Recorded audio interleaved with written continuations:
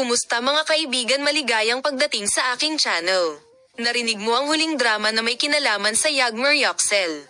Kasunod ng mga haka-haka na tumagal ng mga linggo, sa wakas ay sinira ni Yagmur Yoxel ang kanyang katahimikan at tumugon sa ilang mga malupit na singil na nagpapalipat-lipat tungkol sa kanya.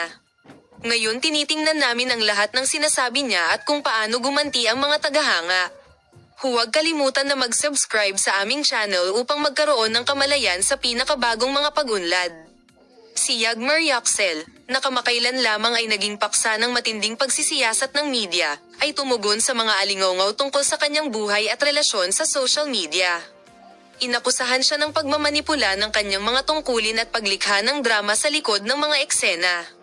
Sa tugon ng ulan, nilinaw niya na ang mga singil na ito ay ganap na walang batayan.